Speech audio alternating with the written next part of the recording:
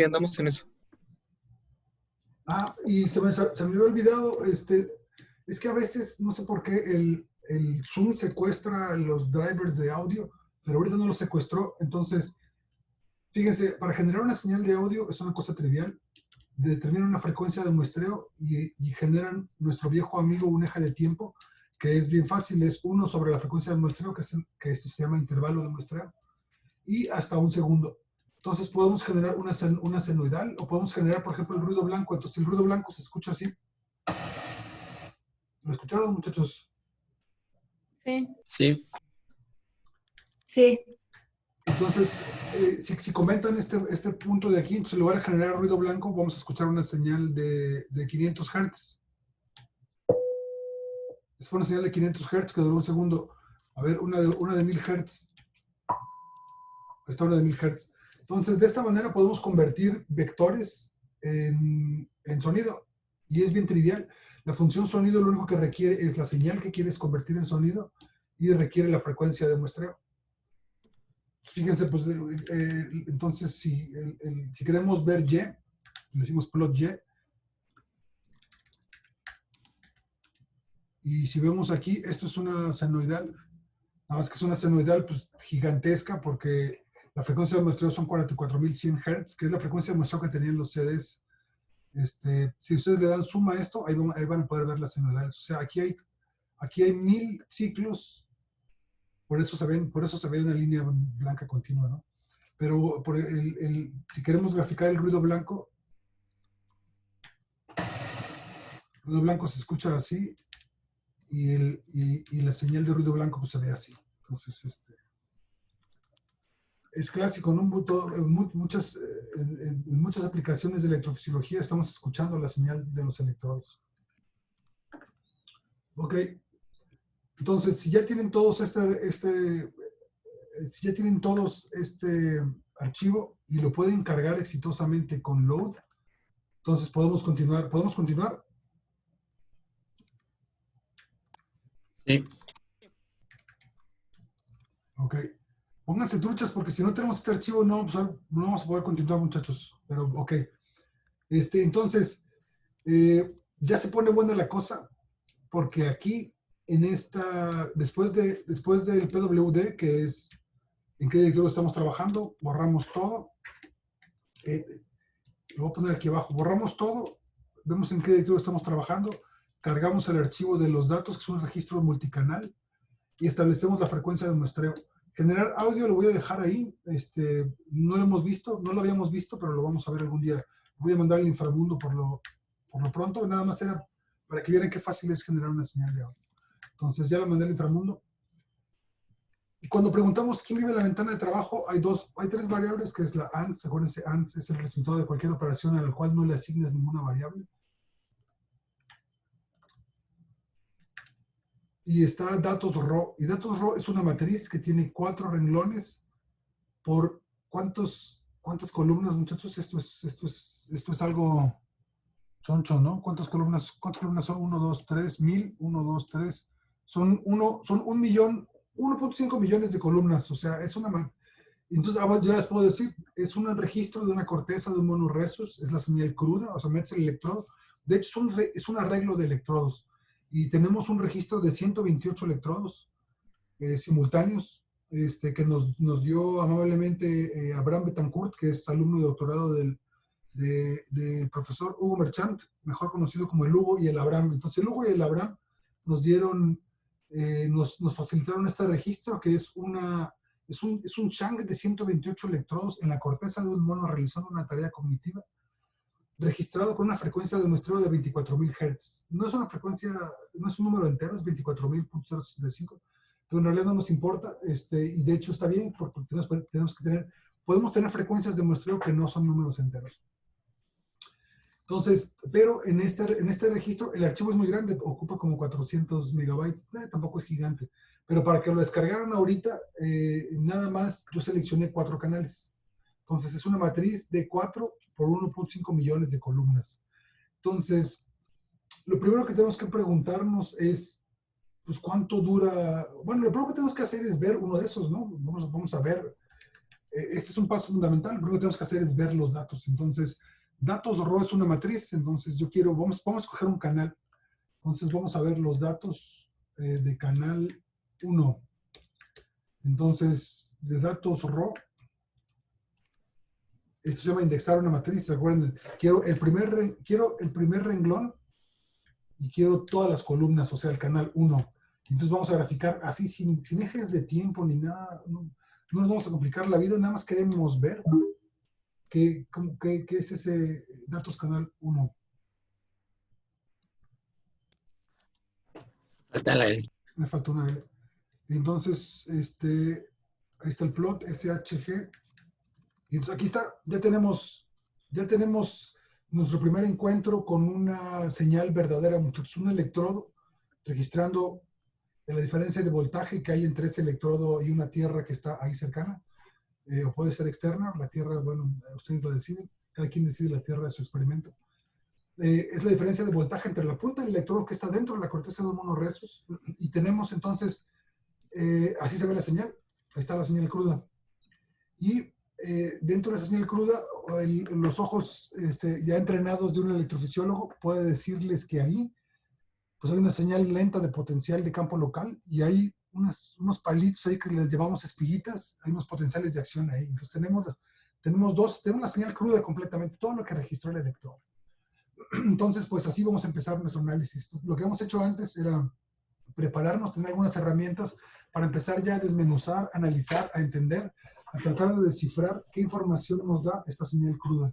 Entonces tenemos en el eje X tiempo, bueno, ahorita ni siquiera tenemos tiempo, que no hemos generado eje de tiempo, tenemos el número de elementos, y en el eje Y tenemos voltaje, pero no le hemos puesto nombre al voltaje, pero sabemos que tenemos voltaje ahí. Ok. Entonces, ¿todos tienen esta gráfica, muchachos? Sí. Ok, entonces esos son los datos del canal 1.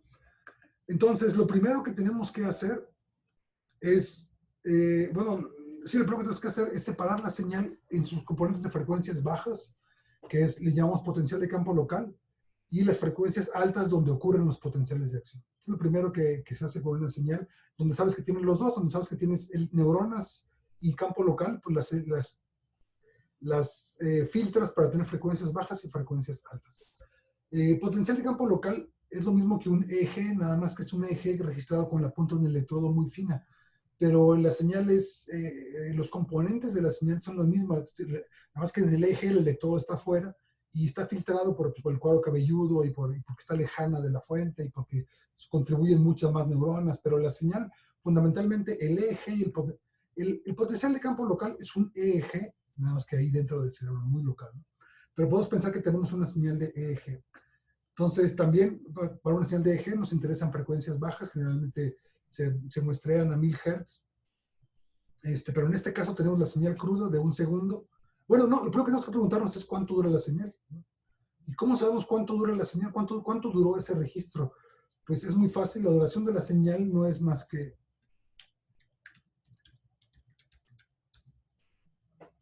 La duración de la señal no es más que la longitud de esa señal, que es el length. ¿Qué longitud tiene el vector de los datos del canal 1?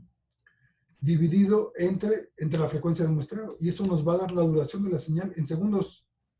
Entonces tenemos 61 segundos, que es bastante decente. Tenemos un poquito más de 1 minuto de registro, que son datos, son bastantes datos, ¿no? Por eso el vector es gigante. Por eso mide 1.5 millones, porque registramos a 24,000 Hz, 24,000 muestras por segundo durante 1 minuto, un poquito más de 1 minuto, pues por eso tenemos por eso el vector mide 1.5 millones de elementos.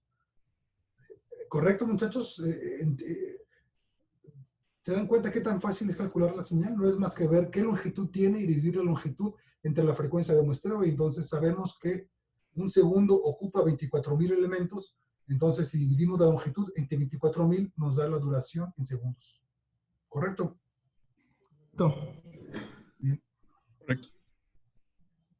Ok, y entonces lo que sigue es filtrar la señal. Queremos filtrarla en frecuencias bajas y en frecuencias altas. Y entonces ya entramos en terrenos técnicos, en terrenos muy técnicos, suficientemente técnicos que de una vez les confieso, yo no soy experto en filtrar señales, pero vamos a aprender de manera conjunta y vamos a aprender cosas y vamos a aprender también cosas que no sabemos que en el futuro tendremos que aprender. Pero antes de entrar a filtrar, muchachos, necesitamos aprender una operación matemática que se llama convolución, que es una cosa bellísima, es una cosa sencillísima de explicar, pero muy difícil de entender para qué sirve y cuál es su significado. Entonces, vamos a mandar esto al inframundo. Ya lo tenemos todos. Quería que lo tuviéramos todos, porque los vamos a utilizar. No sé si en esta clase o en la siguiente, pero vamos a utilizar eso. Entonces, ClearAll CLC está bien. Spring Working Directory ya no nos interesa. Vamos a empezar desde cero. Y entonces les quería platicar sobre la operación de convolución. La operación de convolución es una operación matemática que multiplica una función por otra. ¡Tarán! Esa es la operación de convolución. Tienes una función, por ejemplo, tienes una función seno, y tienes otra función, por ejemplo, una función lineal con una pendiente positiva. Lo que hace la convolución es, toma la función 1, o sea, la señal 1, toma la señal 2 y las multiplica elemento por elemento. ¿Ok? Y te da un valor. Y luego desplaza una señal con respecto a la otra, las vuelve a multiplicar y te da otro valor. Desplaza una señal con respecto a la otra, la multiplica y te da otro valor. Y entonces al final lo que haces es una multiplicación de dos señales desplazadas en el tiempo. Entonces, la pones una encima de la otra, las multiplicas, las recorres, multiplicas, las recorres, multiplicas, las recorres, multiplicas, las recorres, multiplicas, las recorres. Y lo que al final te da la convolución es la combinación, es la multiplicación, es multiplicar una función por otra. Entonces, Doc, adelante. para que esta función sirva, ¿necesitamos que las dos señales sean del mismo tamaño entonces? No requerimos que tengan el mismo tamaño, no requerimos el mismo tamaño porque lo que haces es tomas una función, tomas la otra, y si la otra es más pequeña, pues nada más la de abajo se recorre sobre la de arriba, que es lo que generalmente vamos a hacer.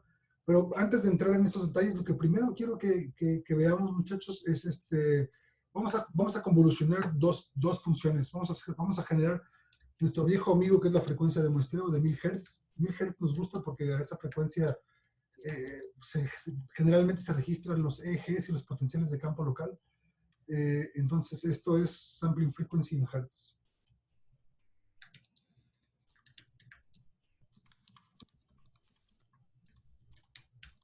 Y vamos a generar nuestro viejo amigo, que es un eje de tiempo, un time axis. Y el eje de tiempo también es nuestro viejo amigo. Empezamos en 0 y nos vamos a ir. ¿De qué tamaño es el incremento? El incremento es 1 sobre f, que es el sampling interval, el intervalo de muestreo. Es 1 sobre la frecuencia de muestreo. ¿Y hasta dónde queremos llegar? Pues hasta un segundo. Siempre nos gusta llegar a un segundo. No sé por qué, pero nos gusta llegar a un segundo. Entonces vamos a generar una función 1, F1 le vamos a llamar, que es nuestro viejo amigo, una senoidal. Una senoidal que utilizamos 2 por pi para transformar los números a radianes, porque el seno opera sobre radianes. Queremos que tenga 3 Hz y por supuesto tiene que estar multiplicada por el eje de tiempo. Entonces aquí tenemos nuestro viejo amigo, una señal senoidal. Y vamos a generar una segunda función. Una segunda función que va a ser una función lineal del tiempo. Que dices, suena bien complicado, pero acuérdense de la ecuación de la recta. Y es igual a mx más b, es la recta. Entonces y es este caso f2. Este es y. X, pues es el eje del tiempo, es x. M, que es la pendiente. ¿Qué pendiente les gusta, muchachos? Pendiente 3. Pendiente 6, venga, pendiente 6. Y luego B es la ordenada al origen, pues ¿qué más? ¿Qué les gusta? Más 4. O sea, aquí tenemos una señal lineal. Y entonces vamos a graficarlas. Entonces la figura 1.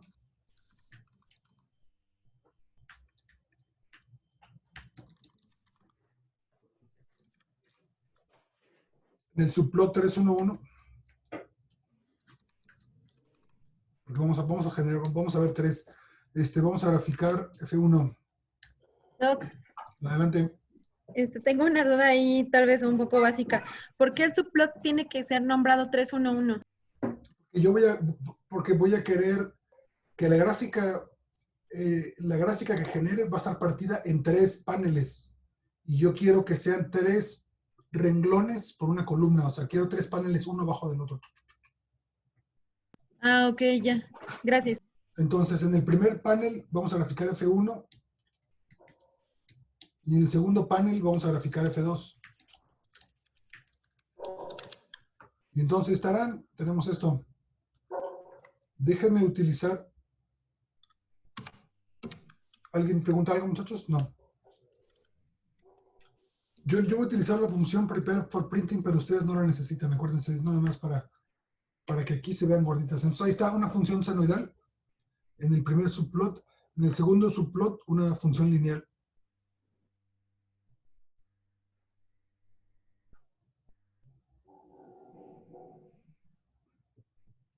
¿Correcto?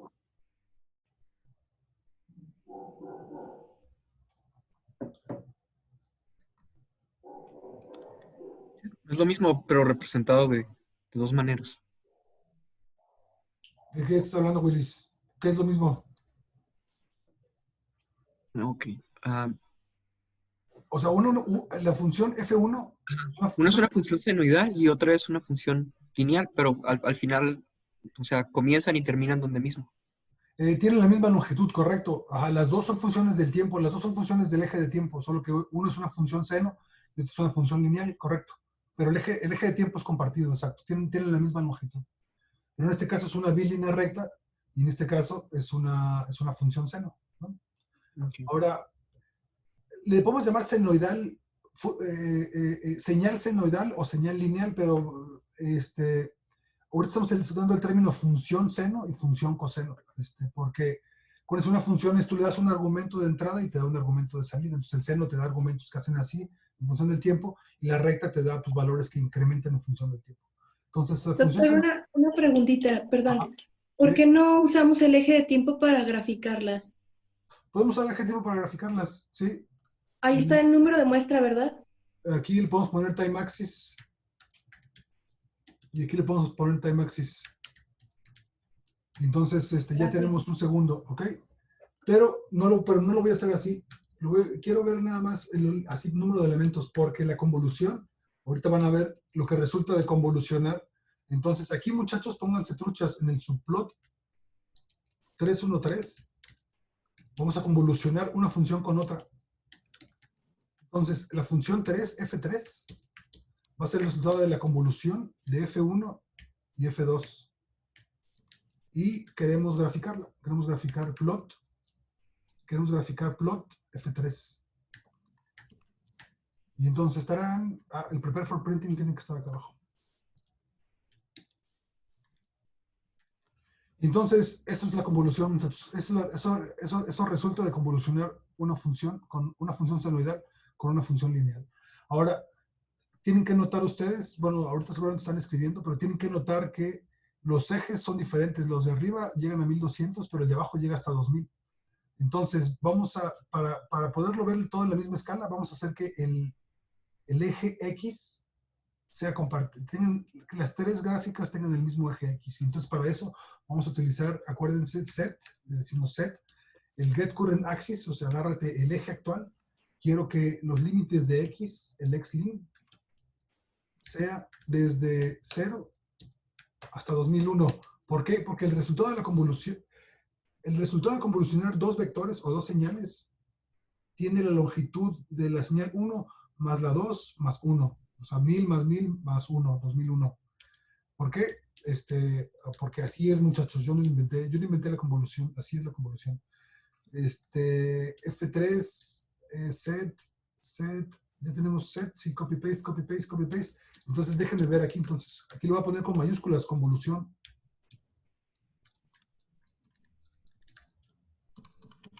Convolución. Dime de F1 y F2. Ajá. ¿Y podemos hacer lo mismo para que el eje de las Y en las 3 gráficas también sea igual? Sí, pero el eje de las Y no queremos que sea igual porque fíjate, porque aquí están bien disparejos. Están súper disparejos. Este oscila entre -1 y 1 en la senoidal. La recta va de 4 a 10, pero la convolución va de 0 a 1000. Entonces, si ponemos en la misma escala el eje Y, no vamos a poder ver el comportamiento de las señales. ¿Ok? Ah, sí, cierto. Gracias. Ok. Entonces, todos los muchachos tienen que ver esta gráfica. Entonces, la gráfica de abajo es prácticamente incognoscible, ¿no? Porque ¿qué hizo la convolución? Pero los voy a esperar hasta que me digan, hasta que todos tengamos esta gráfica. Cuando me digan, listo, ustedes dicen rana, yo salto, muchachos. A mí todavía no me queda muy claro la utilidad práctica de la convolución. Exactamente, a nadie nos queda claro, porque apenas estamos viendo qué resulta de convolucionar dos cosas. A nadie nos queda claro, todavía no llegamos a ese punto. ¿Pero ya tienes esta gráfica? Ya. Bien, ¿todos tienen esta gráfica, muchachos? Sí. No, todavía no. Ok, díganme qué error les marca y yo les digo qué están haciendo mal.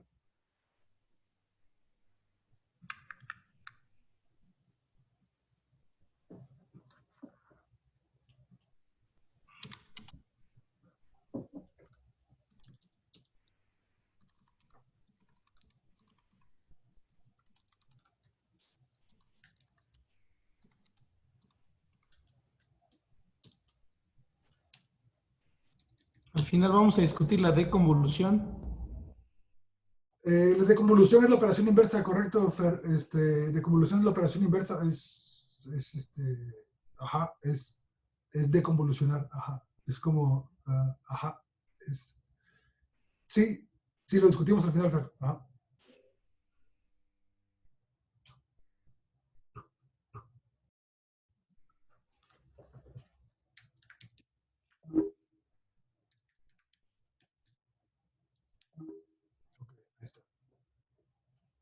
Sí, la operación inversa es la de convolución. Sí, la vemos, no lo tenía planeado, pero la vemos. No, la podemos ver luego. Sí, ok. Estoy pensando en un ejemplo de convolución.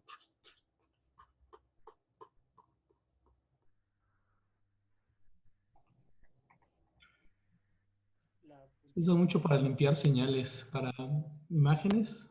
Sí, se utiliza mucho. O sea, a ver, en lo que todo el mundo tiene la imagen, vamos a hacer nomás en la figura 2. Vamos a explorar un F4, que es la de convolución. Vamos a deconvolucionar lo que resultó, o sea, F3, lo vamos a deconvolucionar con qué nos gusta, con F1, con F2, que era la recta, ¿no? Vamos a ver, F2. Entonces, en la figura 2, vamos a graficar F4. Y vamos a usar el prepare for printing. Entonces, fíjate, Fer, fíjate qué bonito. Cuando deconvolucionamos el panel 3, cuando le deconvolucionamos con la línea recta, ¿a qué nos regresamos? A la función 1. A la función 1, ¿no? Entonces, como tú dices, Fer, se usa para limpiar, porque si tú le pones si tú tienes un buen kernel para deconvolucionar, entonces puedes quitarle ruido a la señal, puedes hacer las imágenes más nítidas. Pero entonces, ahora, ¿qué pasa si deconvolucionamos esto con la función seno? Sale la recta. Debería salir la recta, ¿no? Entonces vamos a deconvolucionar F3 con F1. ¿No?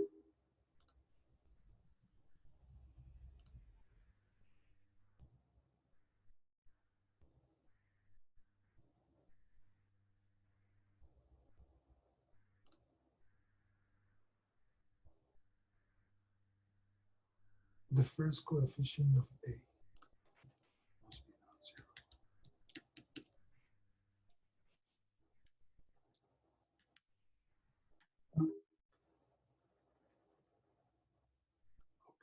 Ok, no le gusta que el primero sea 0, vamos a sumarle 1 más.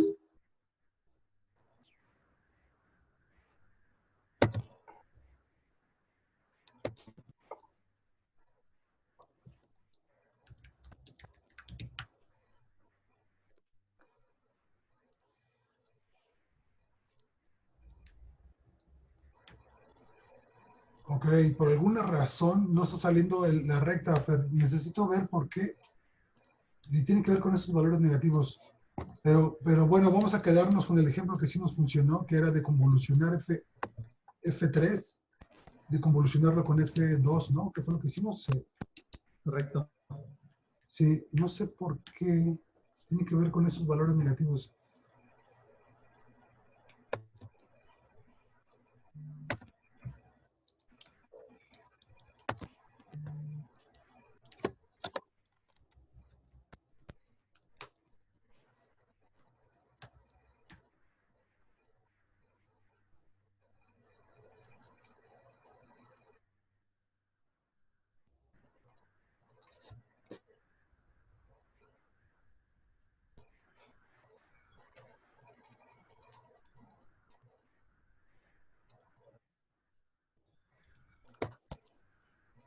Ok, ¿todos tienen esa gráfica, muchachos? Sí. Sí. Bien, Sí. bien. Entonces, bien. Bien, déjenme, yo veo por qué no me da la recta, por qué sí podemos regresarnos a la esteroidal, pero por qué no podemos regresarnos a la recta. Eso se lo refiero para la siguiente clase. Bien, entonces, ahora vamos a ver de dónde salió, el subplot 3. Entonces, tenemos la función 1, que es la de arriba, la senoidal, y tenemos la recta. Entonces, lo que sucede es que la recta, la convolución toma la recta y le da la vuelta. ¿Ok? Toma una de las señales y le da la vuelta. Me parece que es la segunda, y le da el vector lo hace así. Entonces la recta que subía ahora es al revés. Y entonces se pone una abajo de la otra. El primer elemento de la senoidal se multiplica con el primer elemento de la recta y se suman. Entonces te da casi cero. Es un número muy pequeño.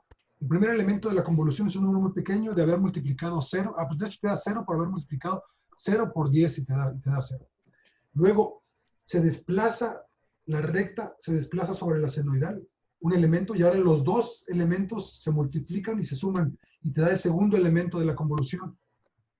Luego se desplaza la recta, se multiplica y se suma, y te da el tercero. Se desplaza, se multiplica, se suma, te da el cuarto.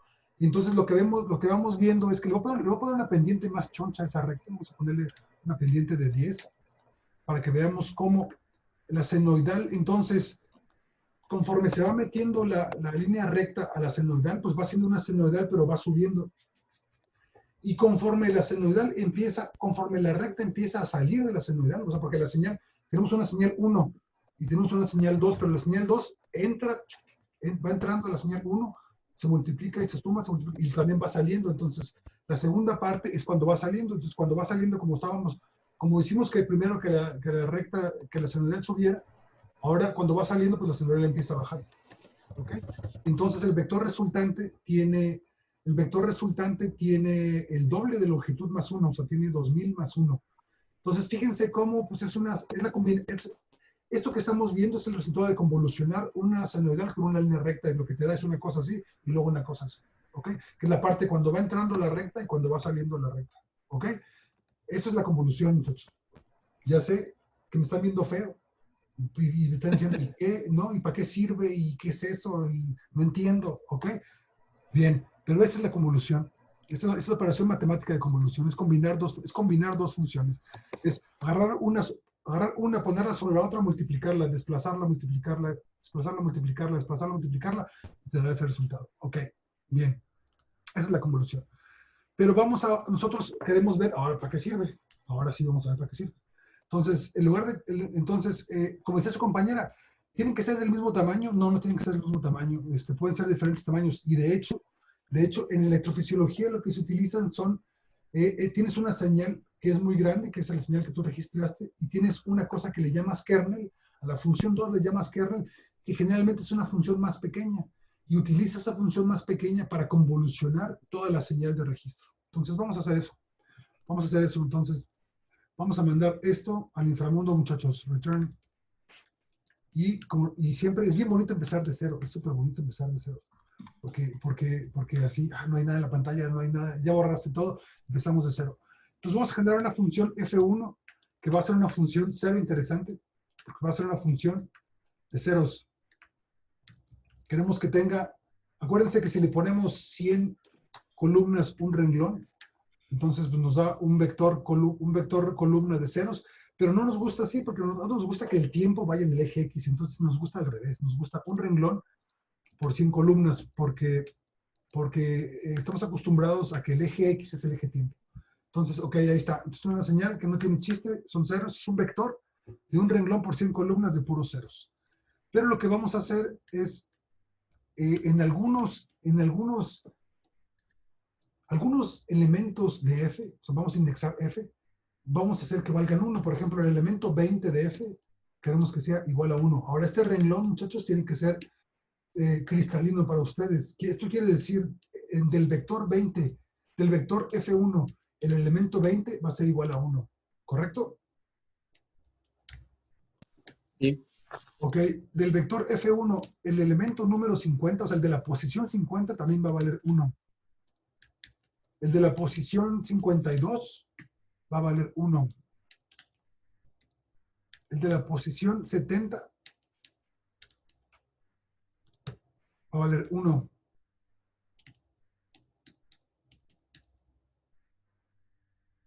Es más, el de la posición 70 a la posición 90 va a valer 1. ¿Ok? Y entonces, bueno, pues veamos esa función. En lugar de, podemos usar el plot F1. Entonces, figura 1. CLF. Y entonces, pues vemos una cosa horrible como esta, donde todo vale 0 y luego tenemos estos picos que en el elemento 20 vale 1, en el 50, en el 52, y luego del 70 al 80 vale 1. Entonces se ve bastante horrible. Porque ni está gordito, y entonces ahí está más gordito, ahí lo podemos ver mejor. Entonces, abajo es tiempo, pero no le hemos dado todavía ninguna interpretación del tiempo. No sabemos si son segundos, o son años, son milenios, o son nanosegundos. Es tiempo el eje de abajo. Y Y es el valor de una señal, que no sabemos si es una tonelada o un volt.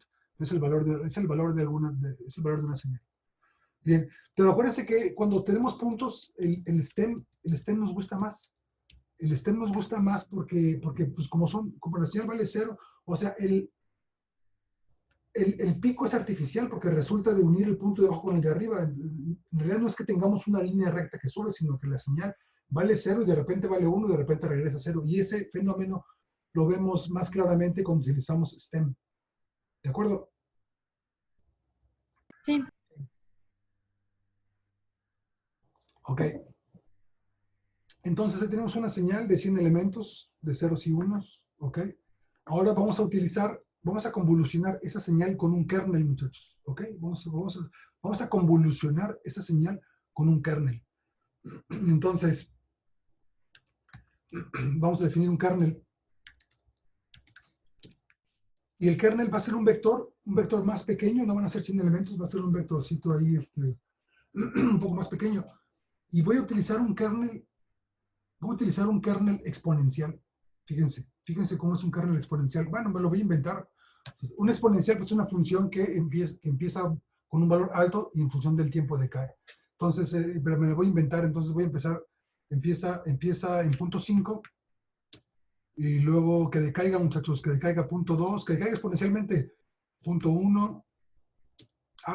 Pues claro, la mitad, que decaiga exponencialmente la mitad, pues ese es punto 25 y luego ¿qué? ¿Punto qué? ¿Cuál es la mitad de 25? 125. 125. Qué bueno que yo ya tengo mi doctorado. Luego, ¿qué sigue? Punto 0,60 y tantos, ¿no? 625. Punto 0,6, luego punto 3. Lo voy a hacer así porque está más fácil. Luego punto 0,15. Y ya el último va a ser punto 0, ¿qué? 0,7. Ahí está. Entonces ese es el kernel. Entonces vamos a graficar en la figura, vamos a graficar, entonces lo que antes era el STEM, lo vamos a meter a un subplot. ¿Cuántas gráficas vamos a hacer? Vamos a hacer 3 también, ¿verdad? Porque vamos a tener la señal, el kernel y la convolución. Entonces en el 3.1.1 vamos a meter el STEM. En el 3.1.2 vamos a graficar el kernel, plot kernel. Y queremos que el kernel tenga,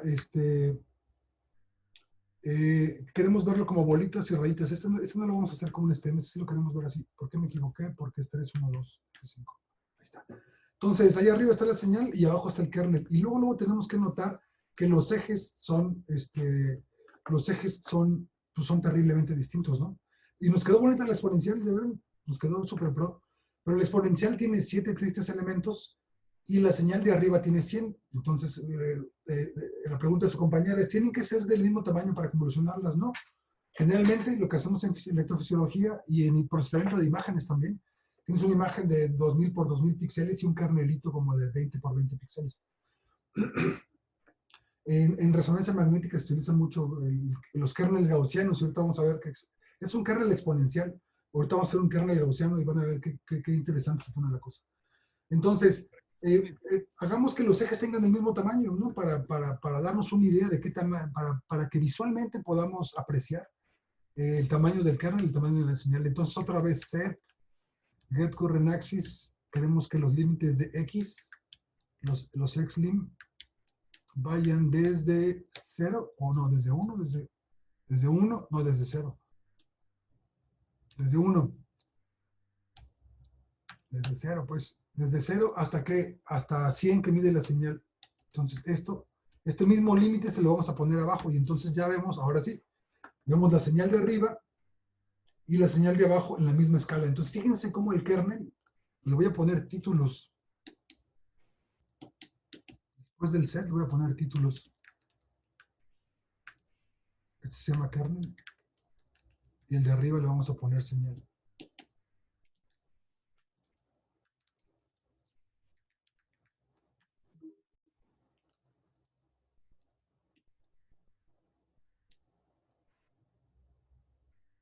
Doc, ¿y el kernel qué es lo que nos muestra? El kernel ahorita nos muestra la función 2. El kernel ahorita no entendemos para qué sirve el kernel, pero sabemos que es una función exponencial, ¿ok? Es una función exponencial que decae así rápidamente y es una función chiquita porque va de 0 a 7, ¿ok? A eso se le llama kernel Trust-me, así se le llama kernel Trust-me on this, ¿ok? Pero hace rato convolucionamos una señal con una recta, ahora vamos a convolucionar unos ceros y unos con un kernel exponencial y vamos a ver qué resulta, ¿ok? ¿Sí? Ok. Sí. Bien. Bien, hay un paso técnico y es que los kernels se tienen que normalizar, o sea, la suma del kernel tiene que valer 1, entonces kernel va a ser igual a kernel, va a ser igual a sí mismo, entre la suma total del kernel. De esa manera, esto se llama normalización del kernel. Ahorita les voy a explicar para qué sirve esto. O sea, la sumatoria de sus elementos da 1. Fíjense cómo aquí en la ventana de comandos, cuando le digo súmame el kernel, bueno, primero el kernel, ahí está arriba el kernel. Déjame ponerle punto y coma aquí. F5.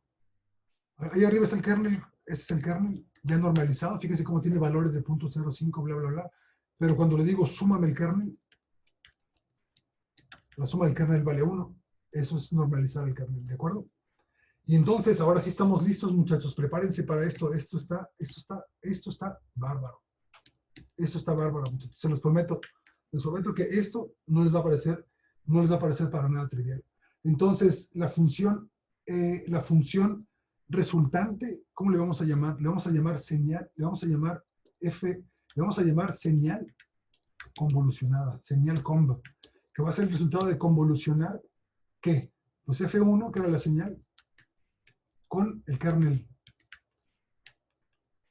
Eso, y lo vamos a graficar. Plot, grafícame, no, lo vamos a hacer el stem. Grafícame el stem de la señal convolucionada. Y entonces, tenemos que meditar largo y profundo de lo que resultó, del resultado de haber convolucionado esta señal de ceros y unos con un kernel exponencial. Y muchachos, si alguien ya sabe lo que sucedió, explíquenmelo, muchachos, explíquenselo a sus compañeros. ¿Qué sucedió? ¿Qué le pasó a este 1 que estaba aquí? El 1 en la posición 20, después de haberlo convolucionado con un kernel exponencial, ¿en qué se convirtió?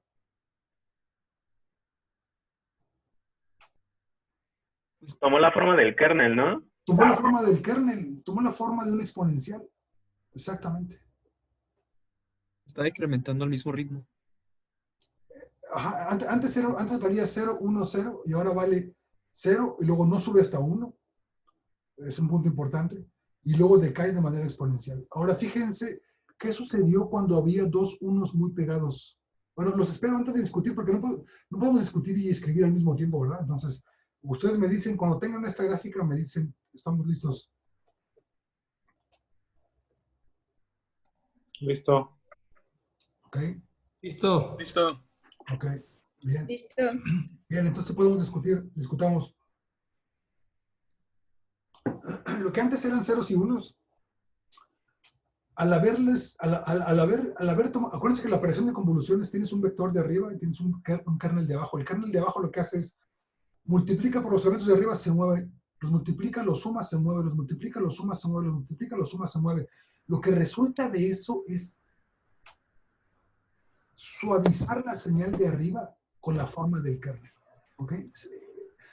Los biólogos le llamamos suavizar, pues porque ahora en lugar de ser un brinco de 0 y 1, ahora brinca, pero cae de manera exponencial. Le llamamos como suavizar. Pero la operación no es suavizar, la operación es convolucionar. Es convolucionar ceros y unos con un exponencial, te da el resultado. Transforma los ceros y unos en exponenciales. Ahora fíjense qué pasó cuando los ceros y unos estaban muy pegados. ¿Por qué no alcanzó? ¿Por qué no vemos dos exponenciales aquí, muchachos? ¿Por qué en la posición 50 y 52? ¿Por qué no vemos dos exponenciales como las vemos acá? ¿Por qué no, muchachos? Solo había un espacio para que empezara a deconvolucionar.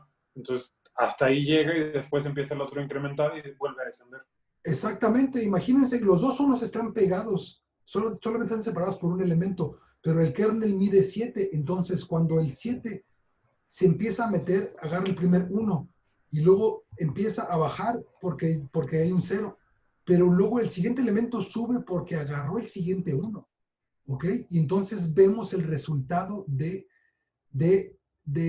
suavizar dos unos que están pegados. ¿Ok? Entonces es como la suma de dos exponenciales. Esto que estamos viendo aquí, muchachos, en la posición 50, es como la suma de dos exponenciales. ¿Ok? Que es una cosa súper bonita. Ahora fíjense cómo cuando tenemos una bola de unos, ¿ok? Aquí podemos ver cómo va entrando el kernel, aquí va entrando de manera exponencial, y fíjense cómo de 70 a 90 hay 20 elementos, y el kernel tiene 7. Hay un momento en el que todo el kernel cabe abajo de los unos. ¿Tiene sentido lo que estoy diciendo? El kernel mide 7, pero hay un segmento de la señal de 20 elementos que tiene puros unos. Y entonces, imagínense los 20 unos y el kernel de 7. Hay un momento en el que el kernel de 7 está completamente abajo de los unos. Y entonces, como el kernel está normalizado, pues a la señal no le pasa nada, porque el kernel lo que hace es multiplica los unos por todos sus valores y los suma. Pero la suma del kernel ya sabemos que es 1. Entonces, en realidad, pues no les pasa nada. Los unos se quedan como unos cuando están suficientemente pegados. Sí. ¿A poco no está bárbaro eso, muchachos? Está bárbaro, está increíblemente bárbaro. Y luego vemos, fíjense qué bonito, vemos cuando el kernel empieza a salir de los unos. Cuando el kernel empieza a salir de los unos decaen de manera exponencial. Y entonces lo que logramos con esta operación de convolución, de tener una señal muy grande con un kernel pequeño de forma exponencial, lo que logramos es lo que antes eran picos de ceros y unos, ahora se convierten en exponenciales que se pueden sumar. Y en segmentos exponenciales que vemos cómo se incrementa de manera exponencial y luego cómo decae de manera exponencial. Esto, muchachos, es filtrar. ¿Ok? Esta operación de convolución, cuando tenemos un kernel pequeñito y una señal muy grande, lo que estamos haciendo es filtrando la señal. ¿Ok? Por eso era necesario ver la operación de convolución antes de entrar a filtros, porque lo que hacen los filtros es convolucionar una señal con un kernel. Eso es lo que es un filtro. Convolucionar la señal con un kernel. Lo interesante es qué tipo de kernel generamos para que los filtros preserven ciertos aspectos de las señales. Y entonces entramos en el terreno pantanoso, oscuro y complicado del diseño de filtros. Pero todavía no entramos en el diseño de filtros. Vamos a hacer algo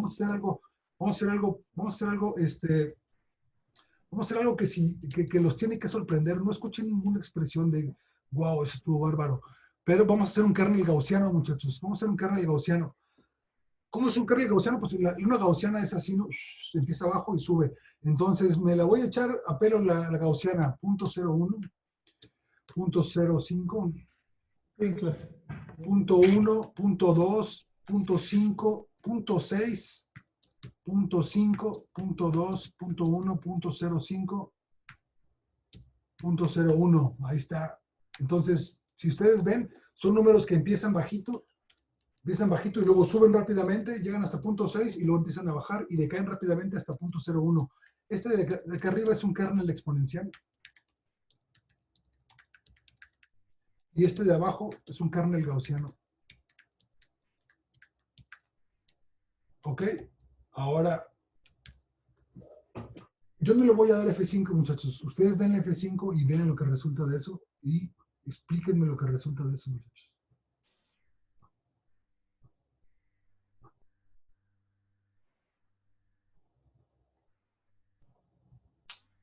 Ahora son gaussianas. Vean esto. Vean esto. Vean qué cosa tan hermosa, muchachos.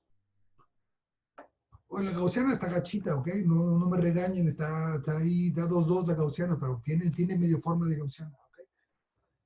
Pero ¿qué les pasó a los ceros y unos? Entonces ahora lo suavizamos con un kernel gaussiano. Lo que antes era una señal que iba en 0, subía a 1 y bajaba a 0, ahora es una señal que sube y baja con una forma gaussiana. Y aquí tenemos, de hecho, esta llega más arriba. ¿Por qué? Porque es la suma de dos gaussianas que están muy pegaditas. No, imagínense estas dos gaussianas muy pegaditas, las sumamos, nos da esto. Ahora fíjense cómo el segmento que antes era cuadrado, ahora cuando entra el kernel gaussiano, pues sube de manera gaussiana. Cuando el kernel está dentro, pues no altera los unos, porque el kernel está completamente dentro de los unos. Y cuando el kernel sale de manera gaussiana. Entonces estamos filtrando la señal, una señal cuadrada de ceros y unos con una gaussiana, y entonces tenemos una señal suavizada. Es un filtro gaussiano, es un kernel gaussiano, es un filtro gaussiano, muchachos.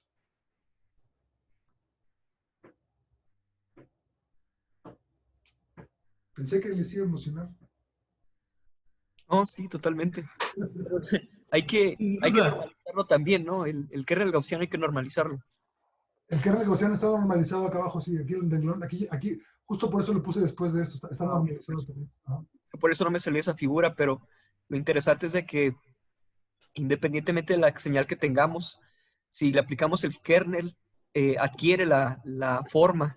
Exactamente. Los ceros y unos adquieren la forma. Ajá. Adquiere la forma del kernel. O sea, si es Adquiere la exponencial, forma será del kernel. exponencial. Exactamente. Si el kernel fuera una recta, entonces los ceros y unos se van a hacer así una recta. Van a ser rectas. Okay. Y esta va a ser la combinación de dos rectas. Y la parte cuadrada, en lugar de entrar de manera gaussiana, va a entrar de manera cuadrada. Va a entrar de manera lineal. Exacto. Toma la forma que tú quieres. Ajá, así es. Héctor. Adelante.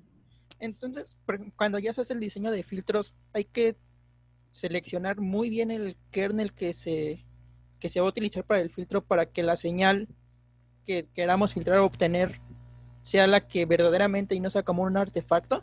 Es exactamente como tú lo dices. A la hora de diseñar filtros, tenemos que escoger el kernel. El kernel que preserve o que nos dé de la señal lo que queremos ver. Ajá, sí. Entonces, el diseño de filtros no es más que diseñar un kernel que no genere artefactos y que extraiga cosas útiles de la señal.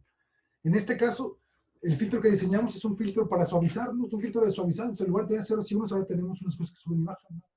Y entonces, por ejemplo, aquellos que hacen análisis de espigas, por ejemplo, que utilizan potenciales de acción y nada más tienen el tiempo del potencial de acción, ¿no? Entonces, en el tiempo 20 ocurre un potencial de acción, en el tiempo 50 un potencial de acción, y en el 52 otro, y luego una ráfaga de potenciales de acción. Pero entonces los potenciales de acción, como nada más son tiempos y son ceros y unos, pues se ven así. Pero cuando tú quieres ver una señal continua que ya le llamas tasa de disparo, número de potencial de acción por unidad de tiempo, entonces la suavizas con un kernel gaussiano y lo que eran ceros y unos, ahora se vuelve una señal continua. ¿Ok? Por ejemplo, para eso sería un kernel gaussiano. Ok. Bien. Los escucho, muchachos. Escucho sus opiniones, preguntas, comentarios. ¿Por qué nos dijiste que se satura la señal convolucionada en 1? Porque el bloque de unos, pues su valor máximo es 1. Si el bloque de 1 fuera un bloque de 10, o sea, fuera de 0 a 10, la señal se satura en 10. ¿Ok? Por ejemplo, en lugar de ponerle 1, si yo le pongo 10 aquí,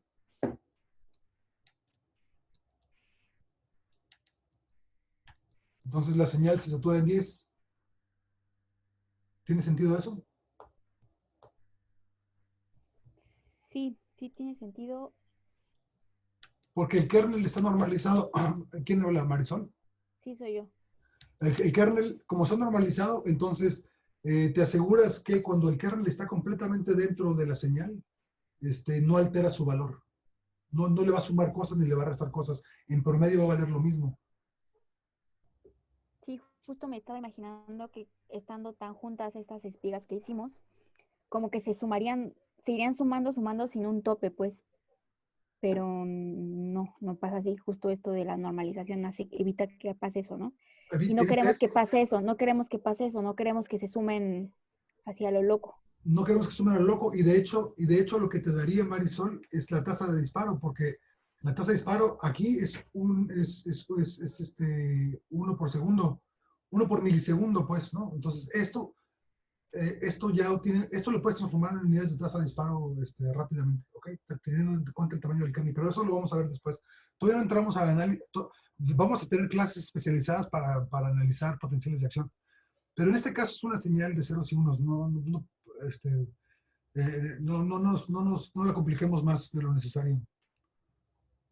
Ok. Bien, más comentarios. Hay una pregunta en el chat, Doc. Sí, Dice que si solo se pueden convolucionar 2 funciones o se pueden convolucionar más de 2. Se pueden convolucionar solamente 2 funciones, sí. Pero, solamente 2. Pero, puedes agarrarle la convolución de lo que resultó y convolucionarla con otra. Pero además hay convolución en 2 dimensiones. Puedes convolucionar una imagen con otra imagen. Y eso lo vamos a ver en otra clase, muchachos. La convolución en 2 dimensiones es una cosa preciosa, que cuando veamos imágenes, vamos a ver convolución en 2 dimensiones. Pero nada más pueden convolucionar dos funciones. Ok, bien, entonces... Doc, yo tengo una duda. Sigo sin entender muy bien cómo decidir qué tipo de kernel vamos a utilizar para convolucionar.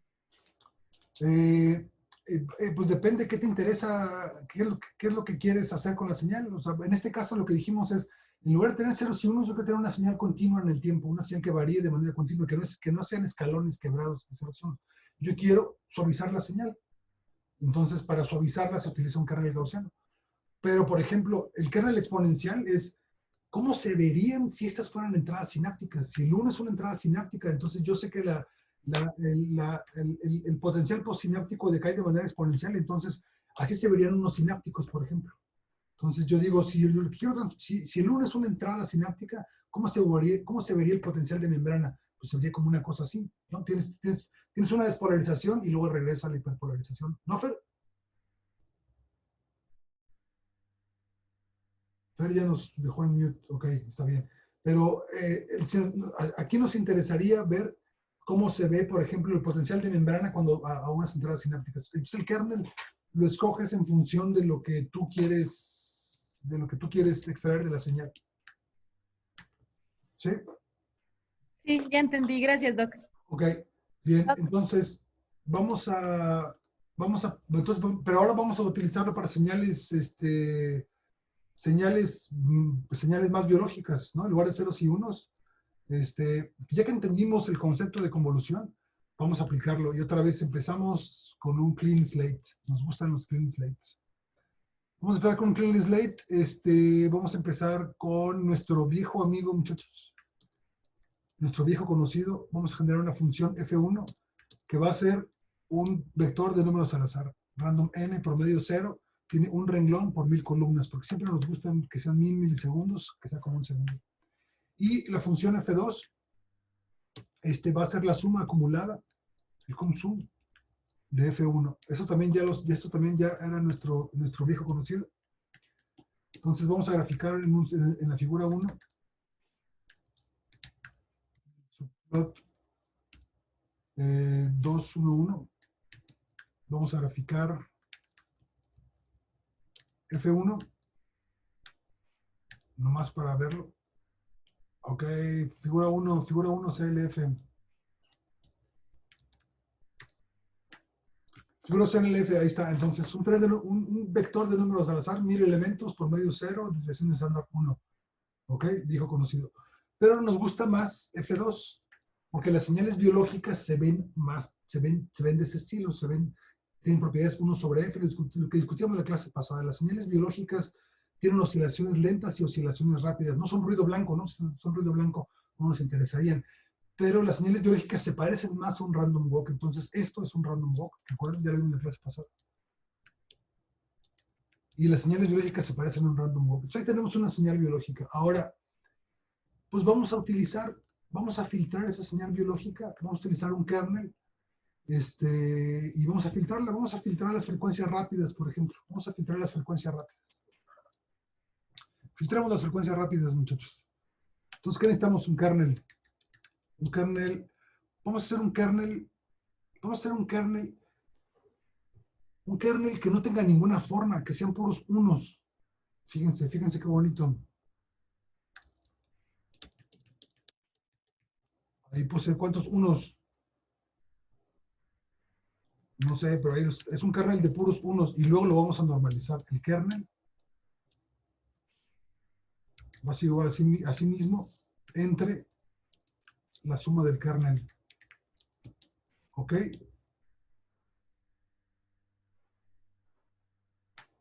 Eso funciona. El kernel no lo queremos ver. ¿Por qué no lo queremos ver? Porque es un vector de unos. ¿Ok? Pero lo que sí queremos ver es convolucionar el kernel, el resultado de convolucionar esa señal de 1000 elementos, ese random walk, con un Bill kernel de unos normalizados. Fíjense los valores del kernel normalizados, muchos. ¿Ok? Es punto 14. De tal manera que la suma de sus elementos es 1. Eso es muy importante, normalizar el kernel.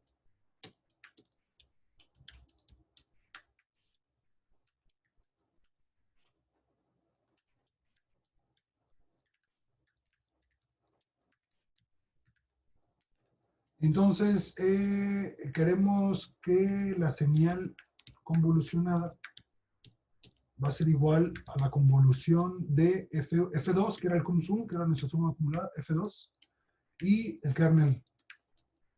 Y vamos a graficarlo en el subplot. Doc, dice conf, no conf. Correcto. Vamos a graficarlo en el subplot 212. En el subplot 212 vamos a graficar los dos. Fíjense qué cosa tan bonita. Vamos a graficar plot. Vamos a graficar F2. Y esto queremos que sea una señal que sea de color azul continuo. ¿Ok? Le decimos hold on. Y vamos a graficar ahí mismo la señal convolucionada. Vamos a utilizar el stem. No, vamos a utilizar, no, como ya son 1000 elementos y es un random walk, queremos verlo así ahora sí de manera continua. Entonces, fíjense lo que va a suceder, muchachos. Ok, figura 2. 1, 2. Y prepare for printing.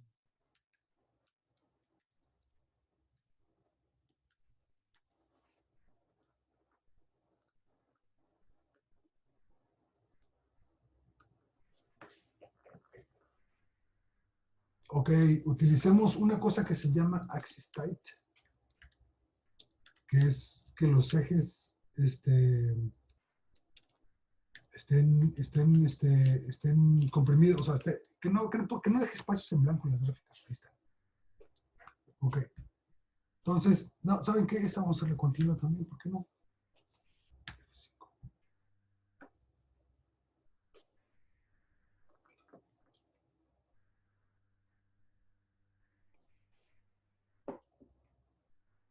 Vamos a ponerle títulos.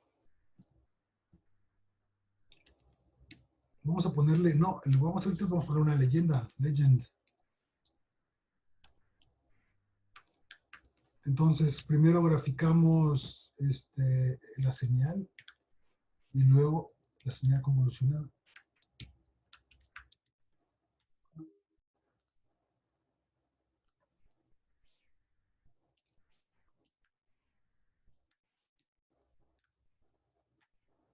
Ahí está. Entonces, todos tenemos esta gráfica, muchachos. Sí. Denle aquí una cosa que se llama equal. Para que las señales tengan el mismo tamaño. No es en el plot, sino en la convolución. Ven que la resultado de convolución es, el tamaño de la convolución es lo que mide uno más lo que mide el otro más uno. Pero si decimos equal, es déjamelos del mismo tamaño.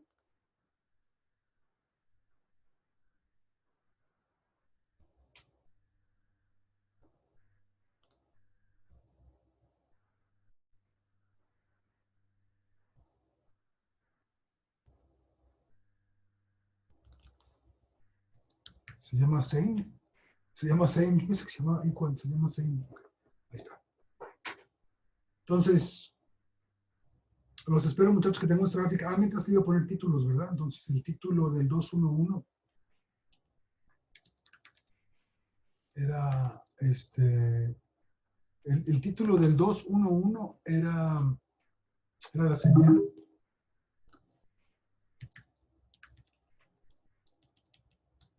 Y el título del 212 es el 212.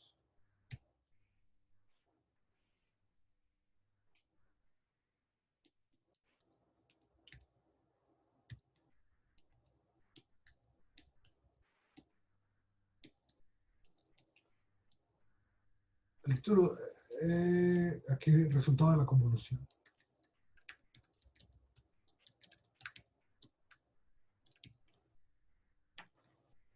Ok.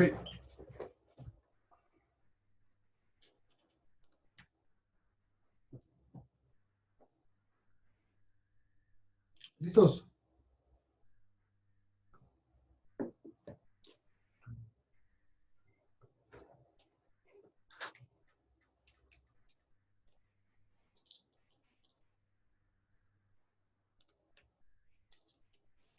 Marisol, ¿tú quieres decir algo? No.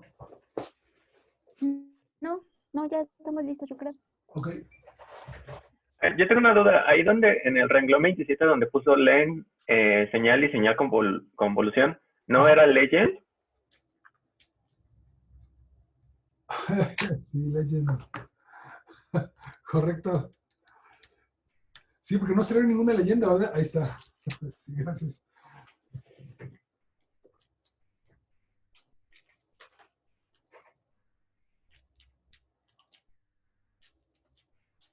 Y ustedes van a decir, bueno, ¿y qué chiste, no? La roja se ve igual que la azul. Bueno, prácticamente igual, ¿no?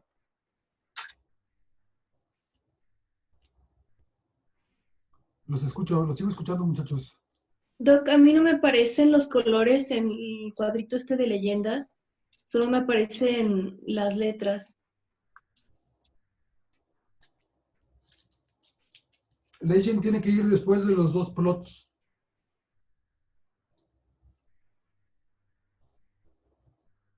Sí lo tengo después, pero solo, de hecho ya me había pasado, pero no supe por qué, que solo me aparece señal y señal conf, pero no aparece cuál es cuál, o sea, con la línea azul y la roja. ¿Tienes hold on? Sí lo tengo.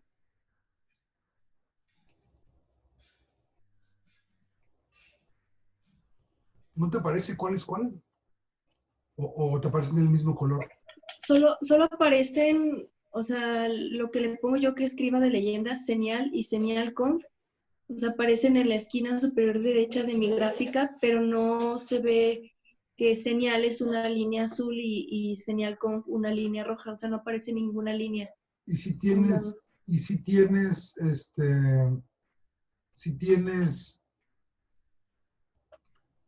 tienes una línea roja y una azul.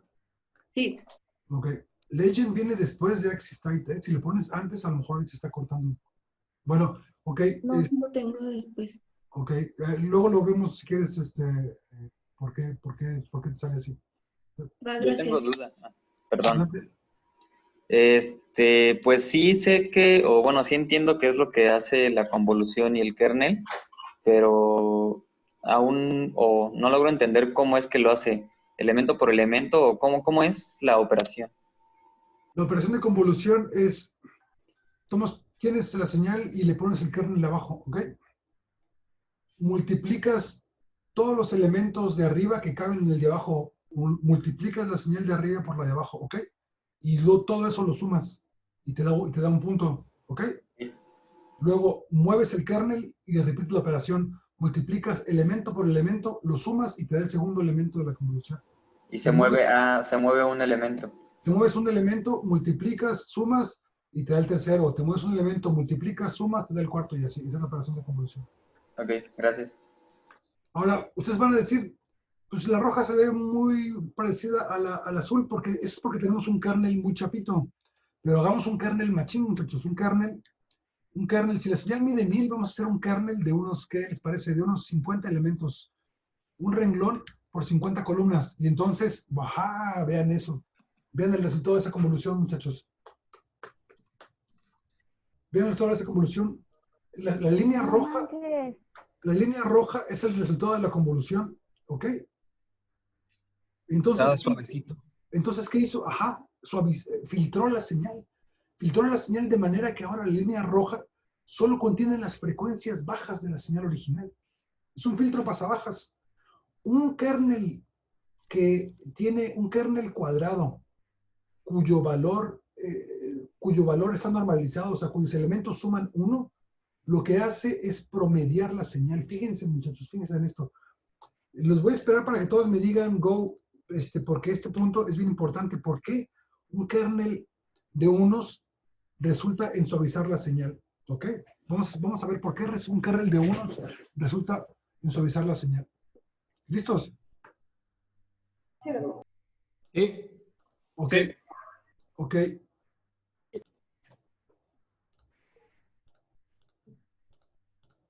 Auxilio. ¿Cerré mi ventana de comandos? Sí, la cerré. Ok. Cuando ocurra eso, don't panic. Te lo vamos a layout y le dices, ¿dónde está mi viejo layout? ¿Dónde está mi arreglo usual? Ahí está. Gracias. Entonces, ¿cómo es que convolucionar una señal con un vector de unos la suaviza? Justo por la pregunta que tenía su compañero, justo por la pregunta de Gamaliel. Fíjense lo que hace la operación de convolución. Tienes una bola de unos que en realidad ya no son unos, porque como están normalizados, la suma de ellos es 1. Entonces, cada elemento del kernel, de hecho, vale menos de 1. ¿Ok?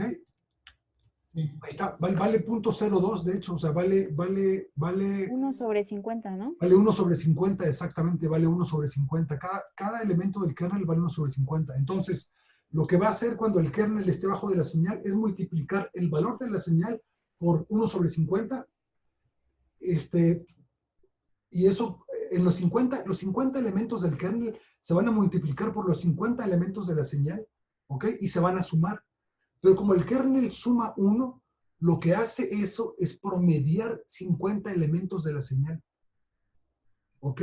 Entonces, como promedia 50 elementos, pues el punto que resulta de la convolución es el promedio de 50 elementos. Y entonces, recuerden, la convolución, el siguiente elemento se mueve. O sea, el kernel se desplaza un elemento y ahora saca el promedio de los siguientes 50. Bueno, de los 50 que están arriba. Luego se mueve un elemento y saca el promedio de los 50 que están arriba. Y luego segundo elemento, entonces de tal manera que es una ventana que va sacando el promedio de continuo de cada 50 elementos. Es una moving window, una sliding window le llaman también. Es una sliding window de tamaño 50 que va sacando el promedio de 50 elementos de la señal. Díganme si eso o no es bárbaro, muchachos. La operación de convolución nos genera un filtro que tiene como resultado promediar 50 elementos. Y entonces, ¿qué pasa cuando promedia 50 elementos? Pues lo que antes subía y bajaba rápidamente se vuelve por medio. Ya la señal no tiene esos picos abruptos porque ahora es el promedio de 50 elementos. Y entonces los picos se suavizan y entonces tenemos un filtro pasabajas. Oiga, Doc. ¿Y cómo vamos a escoger o a elegir el vector que va a componer nuestro kernel adecuadamente para suavizar pues nuestra gráfica? Ajá, tú dices adecuadamente es cuántos unos tienen que tener ese kernel, ¿no? Por ejemplo. Ajá, sí, porque en el primer ejemplo pues nos puso un vector de 7 números, pero ahorita Sí, nos está poniendo un vector de 50. sí, Entonces, entonces, en nuestros datos, ¿cómo vamos a escoger cuál es el correcto? ok, no hay correcto, acuérdense muchachos, no hay cosas, cuando estamos hablando de parámetros del análisis, hay cosas que están mal y hay otras cosas que no hay un parámetro correcto. Los filtros uno los escoge, muchachos. Así tú dices, yo quiero filtrar la señal de 4 a 12 Hz. Entonces, el tamaño del kernel, ahora fíjate, vamos a regresar a un kernel de 5 elementos. Un kernel de 5 elementos suaviza la señal, ¿ok? Pero la suaviza no tanto, ¿ok? Fíjate cómo la roja se parece mucho al azul. Ahora está suavizada porque es el promedio de 5 elementos. Si hacemos un zoom, la roja es un poquito más suavecita que el azul. Entonces, el tamaño del kernel determina qué tantas frecuencias dejas pasar. Vámonos al extremo opuesto. Vamos a hacer un kernel de 100 elementos. Fíjense, un kernel de 100 elementos es un suavizado extremo. O sea, es un suavizado extremo. De hecho, en los últimos, esta señal que cae abajo, muchachos, es el resultado del kernel que va saliendo de la señal. Entonces, de hecho, 100 elementos ya es un kernel bastante grande para una señal de 1000 elementos, ¿no? Entonces, tenemos el efecto, una cosa que se llama efecto de orilla.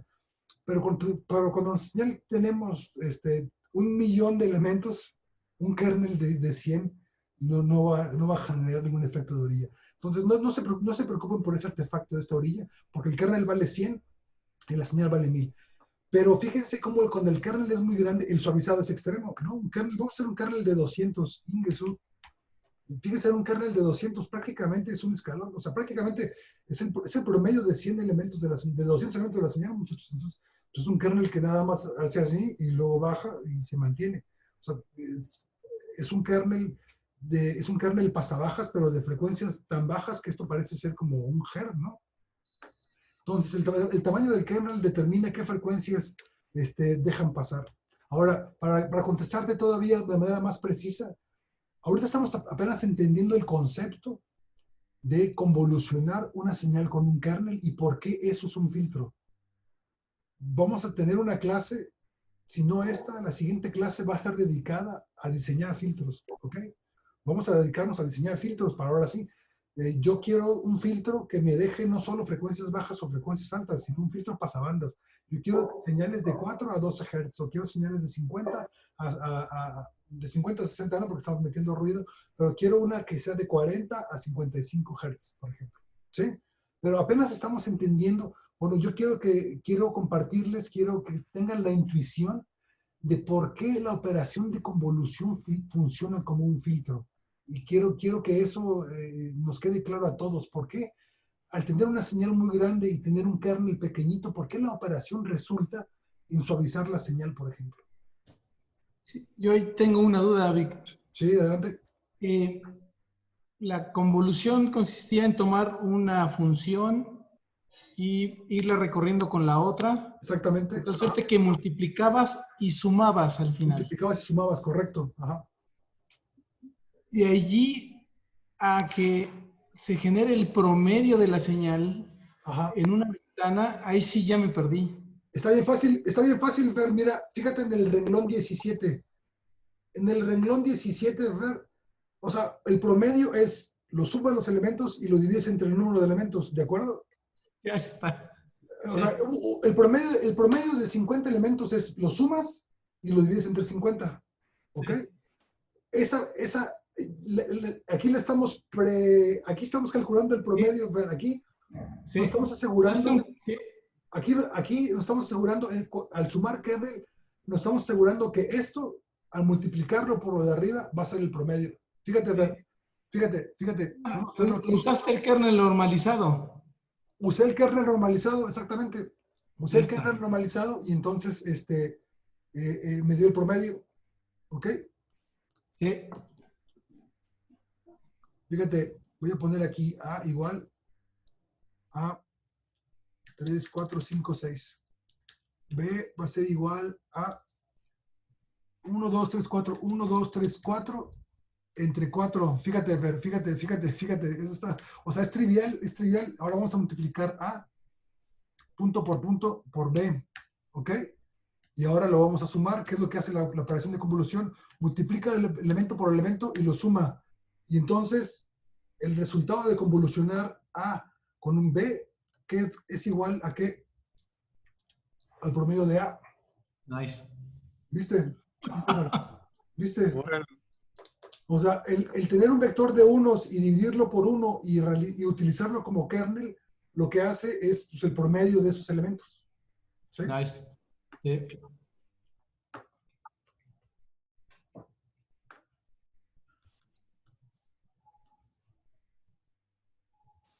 Entonces, pero es bien bonita la convolución porque hace el promedio de esos 50 elementos y luego se mueve uno y hace el promedio de los 50 que de esos, pero o sea, no están, no se desplaza 50, se desplaza uno. Y entonces hace el promedio de los 50 anteriores más uno nuevo. Y luego se desplaza uno, que es el promedio de los 50 anteriores más uno nuevo. Entonces cada vez el promedio, no te vas con 50 nuevos cada vez, sino que como se va deslizando de uno por uno, entonces te va sacando el promedio y te va suavizando de manera continua la señal. Bien bonita, ¿no? La operación de convolución es una cosa preciosa, muchachos, es una cosa preciosa. Yo tengo otra duda. Sí. Bueno, Perdón, no sé, pues, quién sea primero. adelante. Gracias. Quería saber cuál o si existe alguna relación entre la frecuencia de muestreo y la capacidad máxima de un filtro. ¿Capacidad máxima? ¿A qué te refieres, Gamaliel? ¿Qué es capacidad máxima? Pues sí, por ejemplo, no sé qué, o sea, sí es como el teorema de Nyquist, por ejemplo. Sí, o sea, si muestraste a 1000 Hz, no vas a poder construir más que señales de 500 Hz. ¿Y un filtro también? O sea, ¿no se podría aplicar a frecuencias de más de 500, por ejemplo? No, porque no lo puedes aplicar a frecuencias de más de 500. Ok, gracias. Oye, Vic, yo no lo veo tanto en tu gráfica, la de la que mandas en la clase, pero sí la veo en la mía. Ajá. La señal convolucionada se desplaza un poquito.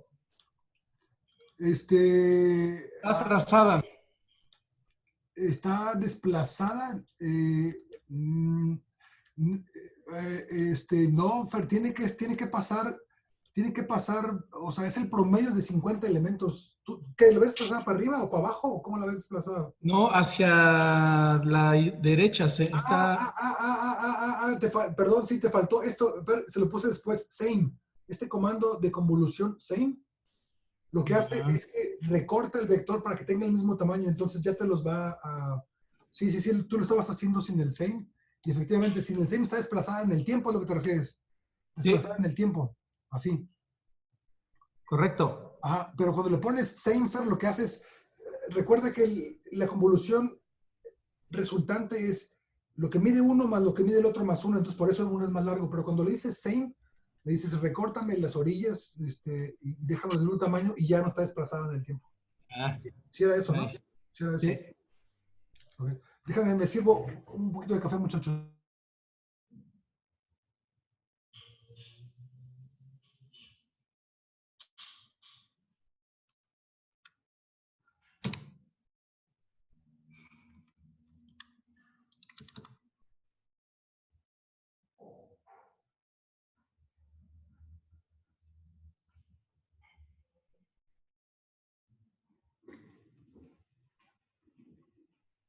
Oye, Gamaliel. ¿Qué pasó, Doc? Oye, es que lo que preguntaste hace rato, como que no te sirve de gran cosa porque no te sirve generar pasaltas de frecuencias que no tienes. Sí, apenas estaba pensando justo eso, ¿no? O sea, no, sería como inventarlo, ¿no? Y pues no. ¿No? Sí, gracias.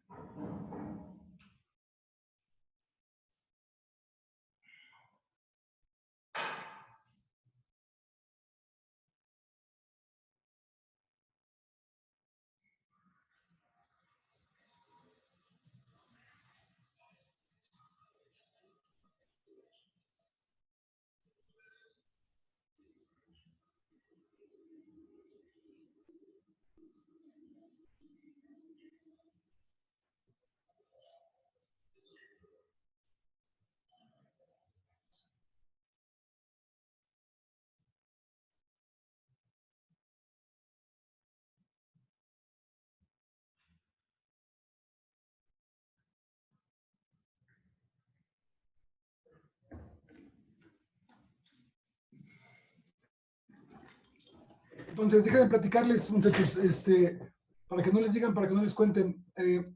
Esto también se llama, lo que hicimos es un running mean, por ejemplo. En muchos artículos van a ver, está la señal y luego tenemos un running mean, un promedio que corre, pues también se le llama running mean, el promedio caminante. O también a veces algunos ingenieros dicen, lo convolucionaste con un boxcar, ¿no? Un boxcar, y entonces uno se queda así, ¿qué? Un boxcar es cajita de tren, cajita de tren pues es una cajita cuadrada, porque un kernel así de unos es lo mismo que ponerle ceros al principio, luego unos y luego ceros al final, y ¿por qué no quiere? Porque el kernel lo hicimos. ¿Por qué me dejaron hacer esto, muchachos? Era 1%. Era 1%. Ok. Es lo mismo. Es lo mismo que empiece en 0, luego un kernel de unos y luego baja a 0. Este es un boxcar, es una cajita de tren. Ok. Entonces, este es un kernel cuadrado o boxcar. Kernel de boxcar. Ok. Bien. Pero, muchachos, ¿qué tal que usamos? Perdón, yo no entendí por qué, ¿qué agrega el que le pongamos ceros antes y al final del kernel? No agrega nada, nada más quería decirle que ¿por qué le llaman boxcar a un kernel cuadrado? Bueno, es un kernel cuadrado, porque pues nada más vale 1, ¿no? O sea, en realidad ni es cuadrado, porque un cuadrado es así, ¿no? Pero se le llama kernel cuadrado porque es plano, o sea, es constante en el tiempo, ¿ok? Y también se le llama boxcar porque si le pones ceros al final y al principio, es lo mismo cuando multiplicas la señal por el cero y lo sumas, pues en realidad no haces nada. O sea, agregarle ceros al principio y al final es lo mismo que no agregárselos. Pero ves la forma del boxcar, empieza en 0, sube a 1, tiene unos y baja a 0 y termina en ceros. Es un boxcar, una cajita de tren. Entonces es como una cosa local de ingenieros. Eso es una cosa local de ingenieros, pero se lo van a encontrar en las azucaritas, muchachos. En algún artículo científico van a decir, utilizamos un boxcar para convolucionar y van a decir, ¿qué utilizaste un qué? Ok. Un boxcar es un kernel cuadrado. ¿Ok? Un kernel boxcar o kernel cuadrado. Yo tengo una duda, perdón. A lo mejor, no sé si es algo ahí muy sencillo, pero en kernel, así como entendí, entonces si nosotros sustituimos un kernel con tantos unos como datos tengamos, entonces obtendríamos el promedio de la señal, ¿no? ¿Es correcto? Obtendríamos el promedio de toda la señal, sí, sí. Sin embargo, lo hice. Y no me sale el promedio de la señal, no sé por qué, a lo mejor hay algo ahí que me está fallando, pero lo sustituí por once 1,1000 y debería salirme una recta horizontal y no, me sale una curva casi horizontal, pero se ve que cambia ahí, no sé qué está pasando, porque estrictamente tendría que salir una línea recta. ¿Te sale algo así? Sí. Ok, pero es que acuérdate, hay una parte de la convolución que es técnica que todavía no lo has captado. En la convolución, cuando inicia el primer elemento de la convolución no es cuando la señal de arriba está con la de abajo, sino cuando el primer elemento de la de arriba se encuentra con el primer elemento de la de abajo. Entonces, el kernel entra a la señal y el kernel sale de la señal. ¿Ok? Entonces, por eso tienes que cuando el kernel va entrando, pues apenas está sacando el promedio de los primeros, del primer elemento, luego el promedio de los 2, de los 3, de los 4, de los 5. Hasta el promedio sería el de medio. Hasta que estamos en 500, en el elemento 500, una señal está arriba de la otra y es el promedio de las dos señales. Ya, entonces, justo el del medio. Lo de subir y bajar es el resultado de que el kernel entra y el kernel sale, ¿ok? Ok, gracias. Ahora, si quieres el promedio de la señal, pues le dices min señal. ¿No? Pues sí. Ok. O sea, pero se vuelve interesante cuando el kernel es más pequeño y haces promedios en ventanas chiquitas, ¿no? Como una ventana de 100. Sí, ok. Una ventana de 150 está más extraña porque ahí se ven aquí, ok. Entonces, y ese efecto de orilla no me gusta porque No me gusta porque, ¿por qué no nos gusta? Porque la señal vale 1000, pero bueno, ¿por qué no hacemos que valga 10,000? Ingreso 1 por 10 a la 4. 1 por 10 a la 4. Y entonces el kernel de A100, el kernel de A100, ya casi no, ok, olvídelo, no, vamos a dejarlo en 1000 y no nos preocupemos por las orillas. Vamos a dejarlo en 1000, no lo modifiquen, vamos a dejarlo así, ok. Entonces ya tenemos que la señal roja, que es el resultado de convolucionar un kernel de Boxcar, nos da las frecuencias bajas. ¿Cómo nos quedamos con las frecuencias altas, muchachos? ¿Cómo le haríamos para quedarnos con las frecuencias altas de la señal? Le restamos exactamente como dice Fer. Pues si ya tenemos las frecuencias lentas, pues las restamos a la señal original y voilà, nos quedamos con las frecuencias altas. Fíjense qué cosa tan trivial, pero tan bonita. En el subplot, es más, vamos a dejarlo ahí mismo, en ese subplot, vamos a graficar el resultado de la señal convolucionada, el resultado de F2, o sea, la señal original, menos la convolución, y lo vamos a poner en azul, y esto es el pasa altas. Vamos a ver si eso funciona, F5.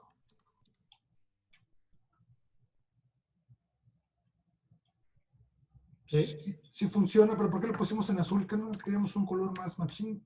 Negro. Ok, ahí está. Ahí está. Entonces, fíjense cómo en color negro tenemos las frecuencias altas. Ok. Mejor un subplot, sí, mejor un subplot, porque ya de esas 3 gráficas ahí, ya no nos están mostrando 3. Entonces, lo que antes era 211 va a ser 311, y lo que era 3, bla, bla, bla, y entonces este plot va a ser en el 313. En el 313, y entonces aquí el título le ponemos frecuencias altas.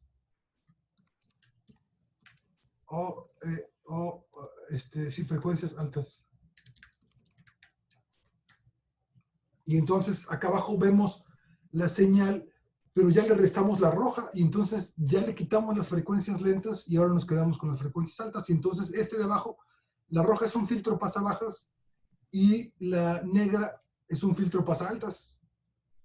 Todo, muchachos, por la oferta, por la promoción de un renglón y una función que se llama convolución. Díganme si eso no está increíblemente bonito.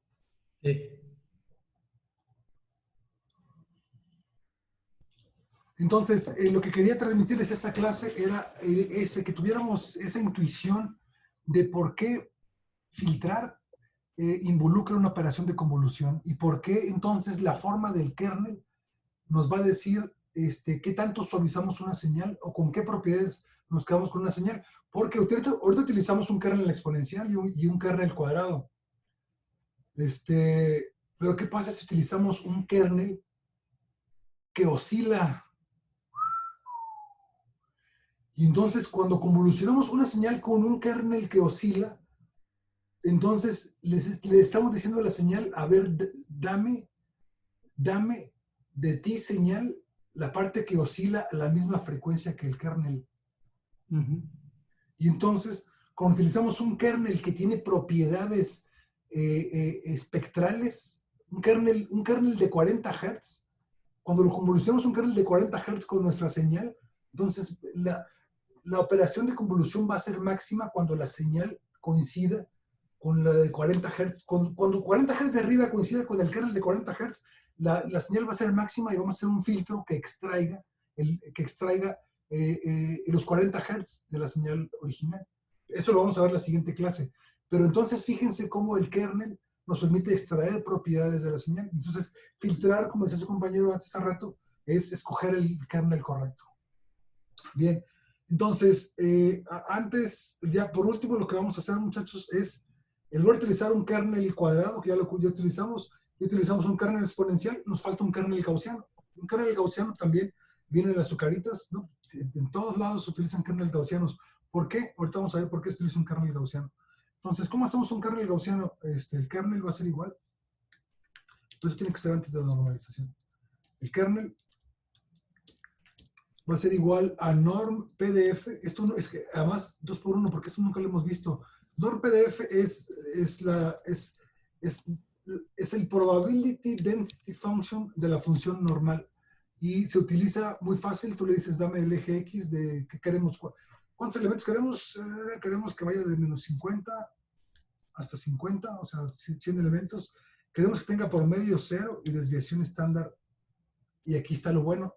La desviación estándar va a determinar qué tan ancho es el kernel gaussiano. Entonces, imagínense un kernelito gaussiano muy puntiagudo, pues prácticamente no va a suavizar nada, pero un kernel gaussiano ancho va a suavizar mucho. Entonces, la desviación estándar de un kernel gaussiano determina la suavidad de ese kernel.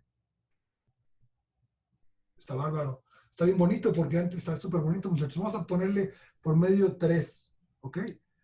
Y vamos a ver el kernel gaussiano, porque el kernel gaussiano sí nos interesa verlo. Vamos a graficarlo en una... Fíjense, hay un truco, muchachos. ¿Hay un truco? No, no hay ningún truco. No hay ningún truco. Lo vamos a generar.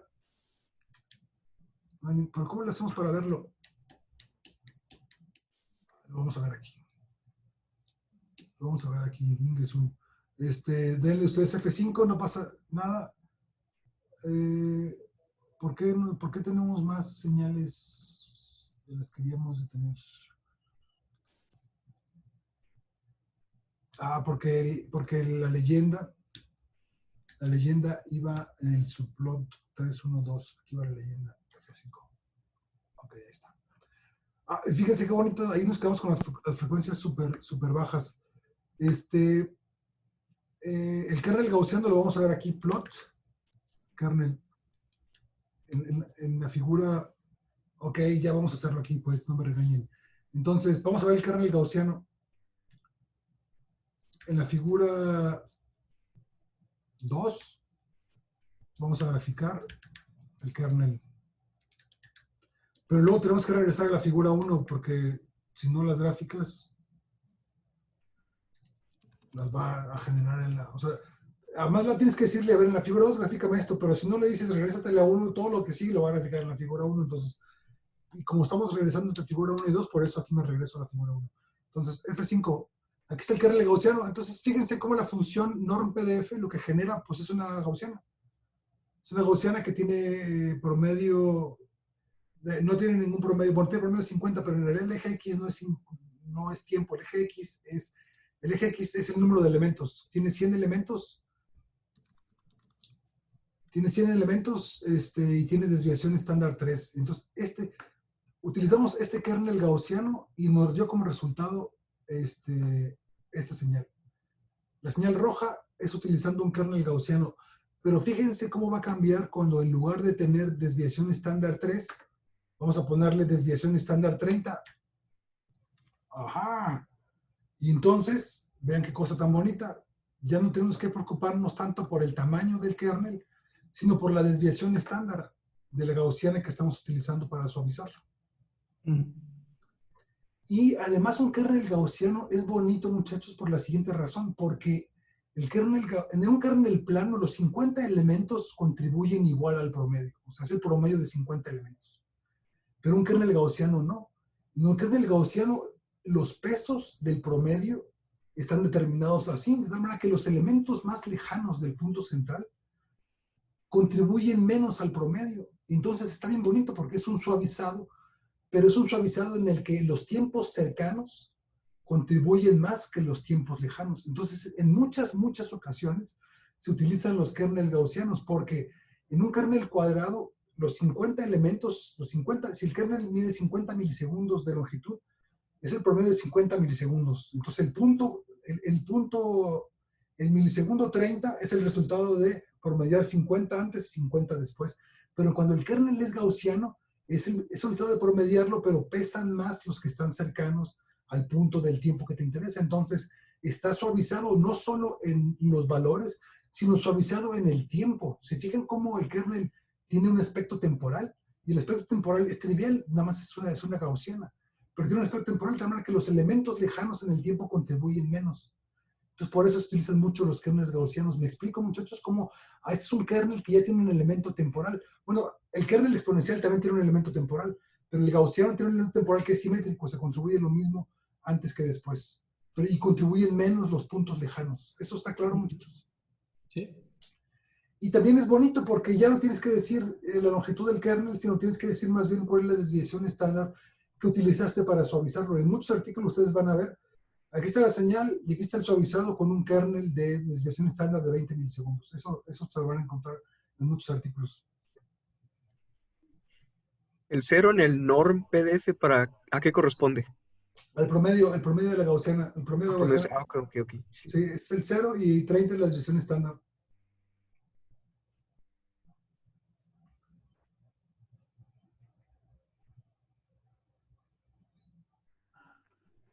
El norm PDF ya te da los valores normalizados, ¿no? O sea, ¿son probabilidades? Son probabilidades, sí. Y entonces en la 22 no necesitaríamos volver a normalizar, ¿o sí? Ahora, tienes toda la razón. En la línea 22. Porque la suma de una distribución normal estándar es 1, por definición. A ver, vamos a ver si eso es cierto, Marisol. Vamos a agarrar este norm PDF y vamos a irnos desde menos... ¿En qué momento se aplana en qué momento ya vale 0 prácticamente la probabilidad? Nunca vale 0, o sea, va de menos infinito a infinito. Pero en términos prácticos, ¿como en cuántas desviaciones estándar vale 0? 5. Bueno, unas 5 más o menos, ¿no? Entonces, vámonos, si nos vamos de menos 50 a más 50, ya tenemos a todos, entonces es la suma, es el promedio.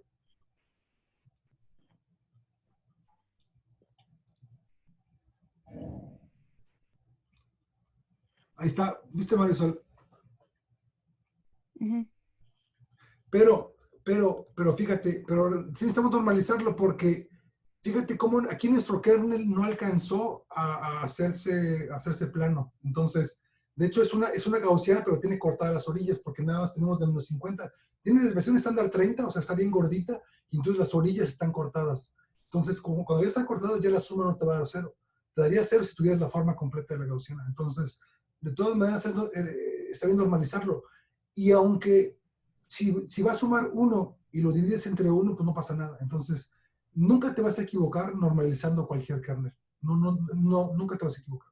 Sí te puedes equivocar asumiendo que como es una segunda probabilidad y vas a sumar 1, pero no te das cuenta que las orillas, entonces te puedes equivocar. ¿Me explico?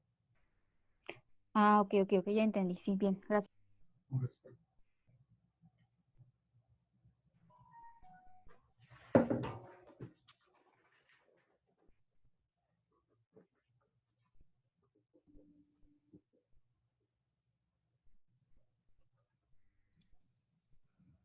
Ok.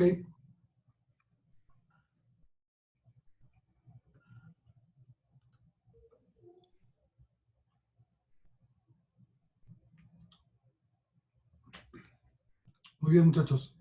Entonces, más preguntas, más comentarios. Entonces después de haber restado la señal lenta a la original, nos quedamos con las frecuencias rápidas aquí abajo. Entonces aquí tenemos el resultado. En el resultado de convolución, este título va arriba. Este título va acá arriba. Y abajo dijimos que era frecuencias altas. Ajá, ahí está, frecuencias altas. Y es el kernel. La figura 2 es el kernel. Figura 2, ¿dónde está figura 2? Título es el kernel. Oye, Víctor, ¿has usado este otro filtro que se llama field, que también no es causal? He utilizado field. Sí, claro, Ranier. Claro. ¿Qué ventaja hay entre uno y el otro, tú sabes? Sí. Lo vamos a ver en la siguiente clase, Ranier, porque la función field, ahorita estamos haciéndolo a pie. Estamos haciéndolo a mano, o sea, estamos convolucionándolo a mano. En la siguiente clase vamos a ver diseño de filtros y vamos a utilizar field. Lo que hace field, o sea, cuando filtras en una dirección, o sea, cuando haces una convolución en una dirección, va y regresa, ¿no? La señal se desplaza en el tiempo, entonces tienes una diferencia de fases.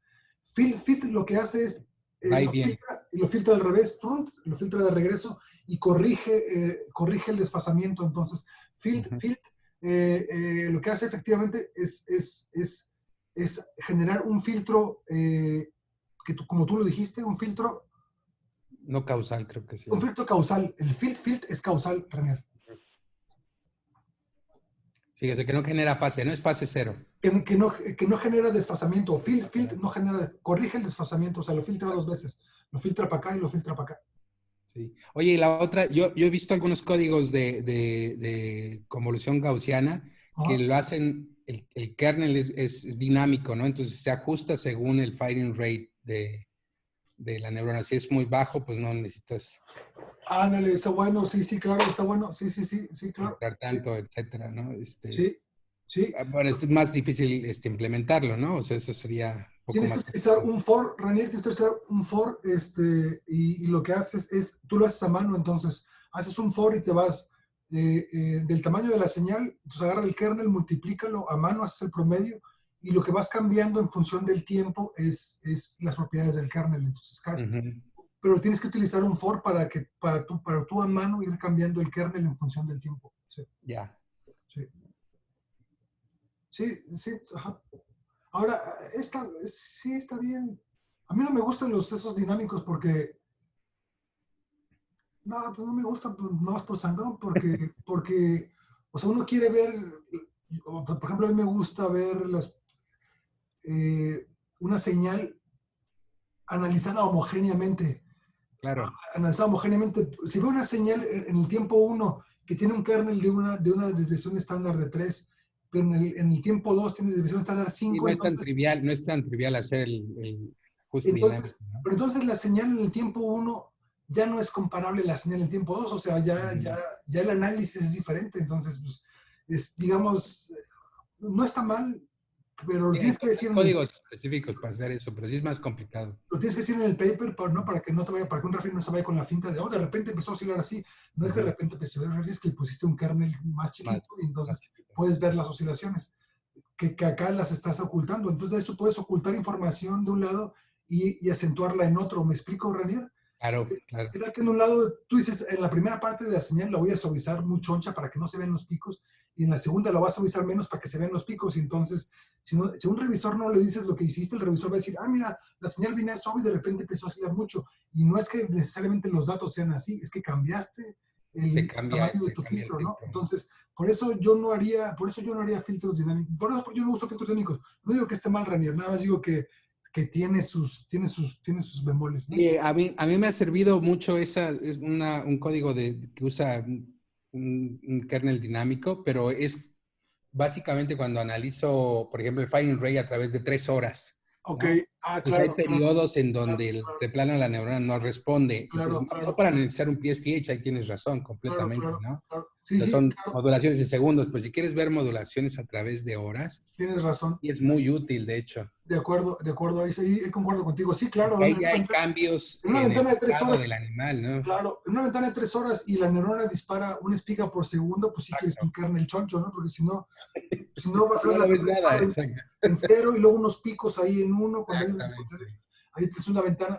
Sí, claro. Y ahí he notado que me sirve muchísimo. De hecho, es la única forma que puedo ver como modulaciones a muy largo plazo. Tienes razón. Ahí tienes razón. Ahí también utilizaría un kernel dinámico. Ahora, no lo utilizaría con una ventana de 10 segundos. Yo no sí, no. Para un PSTH no tiene caso. Para un PSTH no. Sí, pero claro. Sí, eso está interesante. Sí. Bien.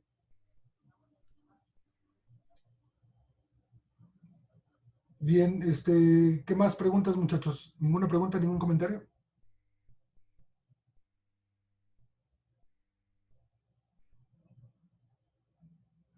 Entonces, lo que quería decirles, esto es introducción a filtros, muchachos. Ahorita, esto en la práctica no lo vamos a utilizar para filtrar. Esta clase fue para que tuviéramos la intuición de qué es la convolución primero, porque la convolución se utiliza para muchas cosas, también para imágenes. Entonces, agarrar una imagen chiquita, una imagen grandota y pasársela, escanear la imagen y entonces combinar las dos. Entonces puedes hacer blurry una imagen. La convolución tiene muchas aplicaciones, pero la convolución como filtro, que ese concepto nos quedara claro, ¿por qué convolucionar una señal con un kernel? Es filtrar la señal. Lo que vamos a hacer en la siguiente clase es, ahora sí, vamos a diseñar los kernels. Vamos a diseñar kernels para que preserven determinadas frecuencias. Entonces, la siguiente clase va a ser diseño de filtros. Y la siguiente clase ya vamos a ver datos de verdad. Entonces, necesito que todos hayan logrado bajar. Para la siguiente clase, todos los muchachos tienen que tener el load, registro multichannel, y tienen que poder cargar esta señal, porque en la siguiente clase ya nos vamos a meter a filtrar, primero diseñar filtros y aplicarlos a señales verdaderas. Ok. Bien. Y de tarea, muchachos, quiero que ustedes vayan y vean la función que se llama butter. Butter, el filtro de mantequilla, no es butter, es Butterworth. Ya me estaba yendo con la filtra. No, sí, pero butter, el filtro Butterworth se escribe como butter. A ver, help butter. Help mantequilla. Butterworth. Entonces, Butterworth es un filtro digital que se utiliza para filtrar todo, muchachos. En muchos artículos se van a encontrar que el filtro es Butterworth. O sea, todas las cuestiones técnicas se les van a ahorrar los autores y les van a decir, tenemos un filtro Butterworth ¿cómo se llama? ¿Dónde está el nombre técnico? Un filtro Butterworth de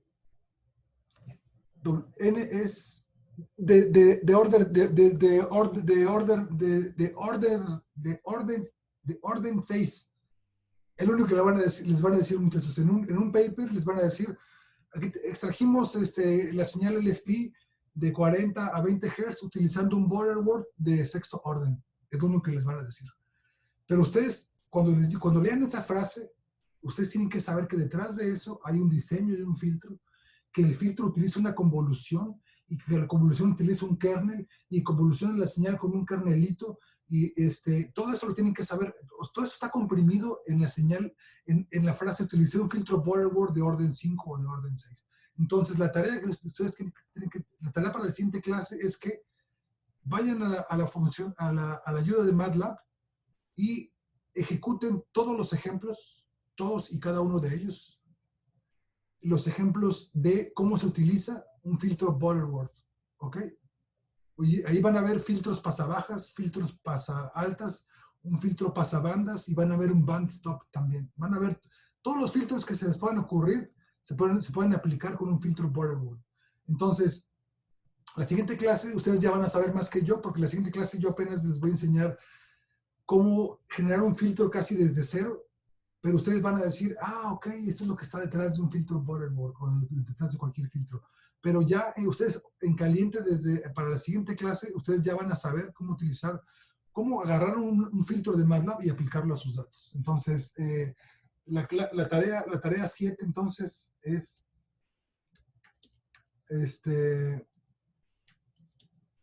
leer y ejecutar todos los ejemplos de la función del filtro